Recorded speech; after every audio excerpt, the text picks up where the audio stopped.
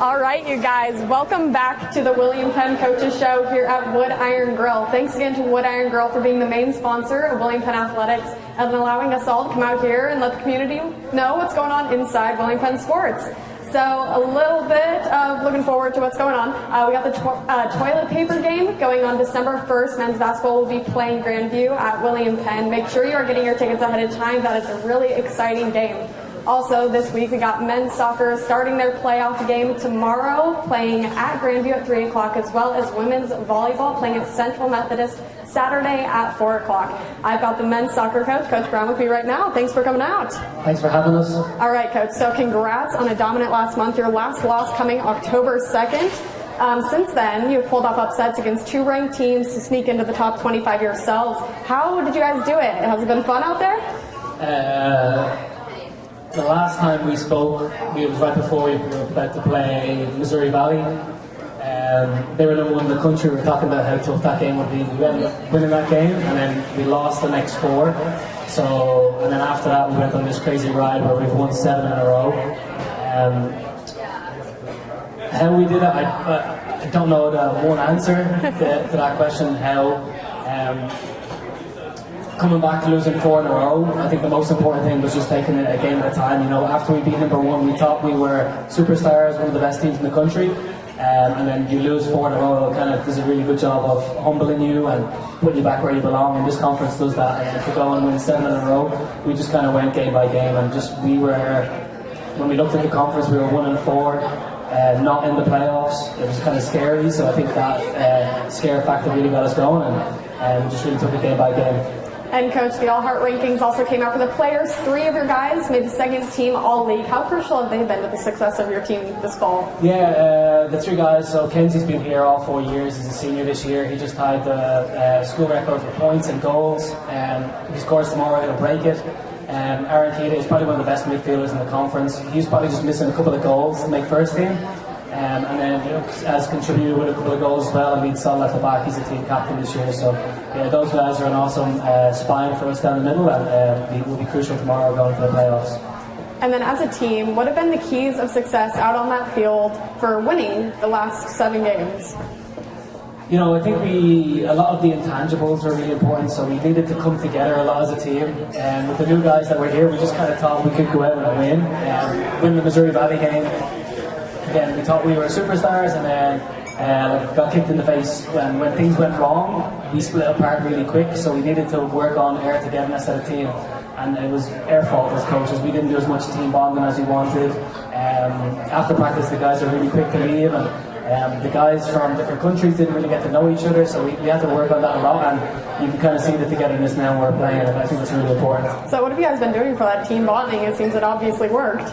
We just forced them to be together. It sounds stupid, but we've been doing meals after practice, so we get done right away, so they're together for 3 hours, so we get there at 3:30, we get done around 5, by the time we chill out on that and then have dinner, again it's 6:30. So again, forcing the guys to be together, because we have guys that live off campus, on campus, so they never really see each other apart from the hour and a half they're together. And then when we're together, we're just doing stupid stuff like quizzes, and then that's forced the guys to be with each other a little bit more. One of the big things is when they sit together, not being on their phones. So I said, I'll pay for dinner if you guys put your phone away for 30 minutes. Stuff like that matters, and we just forgot about it, and it got away for us, and then we fixed it, and hopefully that's what gets us going. All right, so yeah, looking forward to those playoff games. As I said, your first round is against Grandview. You'll be playing up there. So they also received votes to be in the top 25, just barely missed out. You lost to them in September and about a hard time beating them historically. So what have you guys been doing to prepare for that game? So we're actually the underdog going into the game tomorrow. We're the 5 seed, they're the 4 seed. I know we're ranked ahead of them, so on paper they're the better team, so they probably have a little bit more to prove. I think nationally it's probably a little more pressure on them to go out and win the game, and we're looking at a better place nationally, but in the conference-wise they're the better team. To get ready for them, again, we just watched the film back from last time. What can we do a little bit differently? What are they going to do? And then just kind of implement it tomorrow. Again, we made it a very, very personal game last time because it's Grandview, and now it's just another game where we're the underdog, and we've been doing so well against those top teams, so we just got to go out and do it again. Yes, just another game, like you said. And how are the guys feeling mentally going into this game? Is that, do you think, where their heads are at? Yeah, so looking at it probably since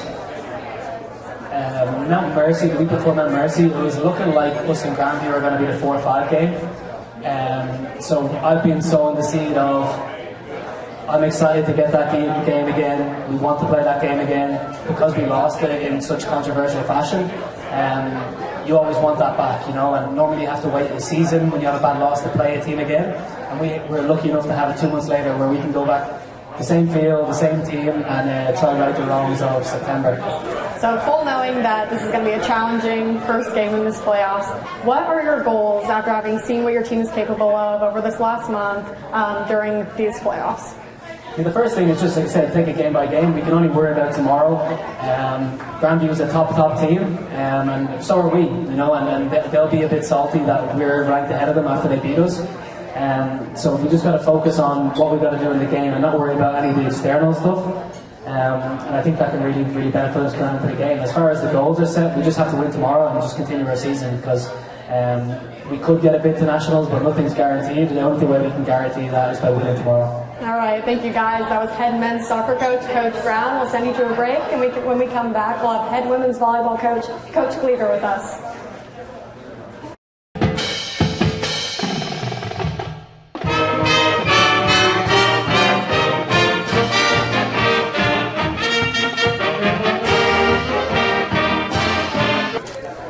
Good luck tomorrow. Yeah, we need it. Hi, this is Michael, owner of the Wood Iron Grill in Oskaloosa on South 11th Street, your home for chef-inspired cuisine. From the delectable food that we serve to our gracious hospitality, the Wood Iron Grill provides a warm atmosphere with panoramic views of emerald fairways and rolling greenery. We're proud to call Oskaloosa home and proud to be awarded the best burger in the state. If you're looking for extraordinary flavor and impeccable service, it doesn't get any better than the Wood Iron Grill. Check out our events and special calendar online or on Facebook. It's more than an education. It's more than a degree. William Penn University is alive with opportunity. Opportunity in a diverse student body. Opportunity in a staff that works with your budget. Opportunity in over 30 programs of study. Opportunity in a classroom where your voice is heard. Find your future and the opportunities waiting for you. Start your planning today at wmpenn.edu and see why William Penn University is alive with opportunity. For nearly 40 years, Musco has specialized in the design and manufacture of sports and large area lighting solutions. From neighborhood ball fields to international speedways, Musco is committed to providing cost-effective lighting solutions and services you can rely on. For your budget, for the environment, Musco Lighting, we make it happen. All right, guys, we are back at the William Penn Coaches Show here at Wood Iron Grill. This time we got head women's volleyball coach, Coach Cleaver, with us. Thank you, Coach, for coming out. Thank you for having me. So you've had a strong last few weeks of conference play, one of your best regular seasons in program history. Last time we talked, it was about halfway through the season, so fill us in on what the season's been like since then. Yeah, we've had a good, October, I think. We have played at a really high level a lot of times, but we also have maybe not played at the highest level. And so I think for us right now, we've really got to make sure that we are playing, on our peak and really being consistent and, kind of having things come full circle. And so I think we've shown a lot of really great things. And I want us to make sure that we are really showing all the great things come Saturday. And each year, your team has just continued to improve and improve. So what progress have you seen just over the season alone inside that squad? I think the biggest thing is that we came with a lot of experience this past year, a lot of experience with players, but we also started a lot of freshmen too. They had a handful playing, and so I think for us at this point is they've got 2 months under their belt now. And I think they're kind of figuring themselves out. They're really meshing with the girls, and so that's really helped us a lot. And I think for us, we need that going into this weekend. We need those upperclassmen who can tell them they've been in this position before. They need them to explain how it's going to happen, what needs to happen, what the mindset looks like. And so I think these next 2 days of practice going into Saturday is really important for us. And conference playoffs, yeah, as you said, starting on Saturday for you guys. You're playing 13th ranked Central Methodist University. How are you preparing for them individually? Yeah, I think for us, we played them, 6 months ago for the conference tournament. So, we know them, and they returned their whole roster, very similar to us. And so I think we really know each other, and I think for us, we really have to take care of our side of the court. And when we're facing a team like CMU, we've got to control the controllables.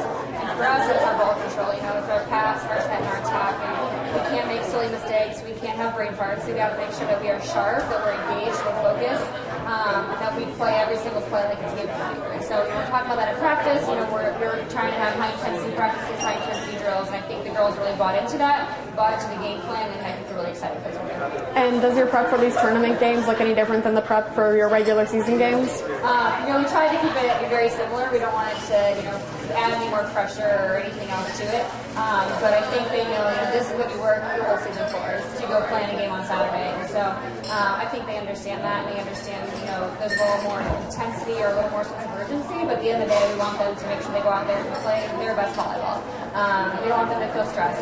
I'll take the stress. I'll take whatever worries they have. I'll take that. They just want to go out there, play, have fun, enjoy each other, and enjoy the experience. And do you think that's where they're at right now? Excited? Where are they at energy-wise going into this? I think they are really excited. I think they're a little antsy too. They want to go play. But the day of practice, we got to sharpen up a little bit going into Saturday. But I think the girls are ready. They're excited, and they've really been itching to get back at it. Since 6 months ago when we lost in 5. Yep. So, and there are some good teams in our conference, and you guys were able to put some pressure on them over that regular season. That game against Grandview, you pulled out the win. Even earlier on in the season, you guys kept it close against Park. All 3 sets were close. So how would you say that this team at the end of the season compares to those top-ranked teams that you're going to see? Yeah, I think for us, the biggest thing is, understanding that we can compete with these teams. We have beat top teams in our conference, and so just understanding every single time we go out on the court, we have to understand that we can win, and we will win if we go perform and earn it. And so understanding we have to earn it every single play, every single possession, every time we push the ball, we've got to make sure we're wanting that to better the ball, to go, ultimately go win. And so I think they're kind of getting that, understanding that, and I think this weekend our biggest thing is, again, our ball control, going out there and earning it. Understanding it's going to be hard. That's the other thing too. It's not going to be easy. It's not going to be an easy win or, a 25-15 point. It's going to be down the wire. It's going to be a 27-25 type game. And so understanding that they're going to make great plays, we have to counter with our own plays. We always have to counter. I'm talking about that in practice. It's going to be hard. They're going to make great plays. We always have to counter with our own, and we can't get down. It's going to be a roller coaster. And I know that you guys are focusing on this first game, but you got to think you're hoping you can make it to the next game. So knowing that the higher seed gets that home game and that William Penn can pack out those volleyball courts, what are you guys hoping happens in this first round? Come out with a win. But yeah, obviously we'd love to come back to our home court. We missed that, first round home game by just a little bit, and so I think that also fuels them too. They want to get back into, our own home court, but we just also want to keep playing. So whatever that looks like, whatever that means, we want to keep playing. So we got to find a way on Saturday so we can continue our season. Awesome, guys. That was head women's volleyball coach, Coach Cleaver, for us. We'll send you to a break, and when we come back, we'll have head football coach Todd Hafner. Hi, this is Michael, owner of the Wood Iron Grill in Oskaloosa on South 11th Street. Your home for chef-inspired cuisine. From the delectable food that we serve to our gracious hospitality, the Wood Iron Grill provides a warm atmosphere with panoramic views of emerald fairways and rolling greenery. We're proud to call Oskaloosa home and proud to be awarded the best burger in the state. If you're looking for extraordinary flavor and impeccable service, it doesn't get any better than the Wood Iron Grill. Check out our events and special calendar online or on Facebook. It's more than an education. It's more than a degree. William Penn University is alive with opportunity. Opportunity in a diverse student body. Opportunity in a staff that works with your budget. Opportunity in over 30 programs of study. Opportunity in a classroom where your voice is heard. Find your future and the opportunities waiting for you. Start your planning today at wnpenn.edu and see why William Penn University is alive with opportunity. For nearly 40 years, Musco has specialized in the design and manufacture of sports and large area lighting solutions. From neighborhood ball fields to international speedways, Musco is committed to providing cost-effective lighting solutions and services you can rely on. For your budget, for the environment, Musco Lighting, we make it happen. All right, guys, welcome back to the William Penn Coaches Show right here at the Wood Iron Grill, and we got Coach Hafner back in the hot seat. Thanks for coming back, Coach. Yes, thank you for having me back. And I do have to mention, last week there was a little bit of an argument up here about the Packer-Cardinal game, and of course the Packers won, so I'm sorry. Okay. Sorry. Moving on, right? Can we be done? All right, so Coach, you were able to put up 28 points last week in the loss against Culver Stockton. What finally clicked for your offense? Well, I think that we did a good job. Our week of prep was really good. And nothing against Danny. I'm not trying to. This is not where I want this to go. But having Rodney back really helped. His athleticism, allows us to do a few more things than we were able to do the past couple weeks. Before that, I thought he did a really good job of running the offense. I thought he did a really good job of throwing the football. The only thing is that we would have liked to see him do a little bit better was take care of the football. Obviously, the point of emphasis this week, take care of the football, make the simple plays, and let the dynamic plays just happen. And I think that we've had a really good week, and hopefully we can continue our success on offense. And Coach, in that second quarter of that game, you guys scored a touchdown to go down just one score, 28-21. After that, Culver Stockton was able to kind of run away with the game. So what can you take away from that second half slump you guys kind of fell into? Well, we came out after halftime. It was right at the end of the second quarter where they hit a couple big strikes on us, and got us down.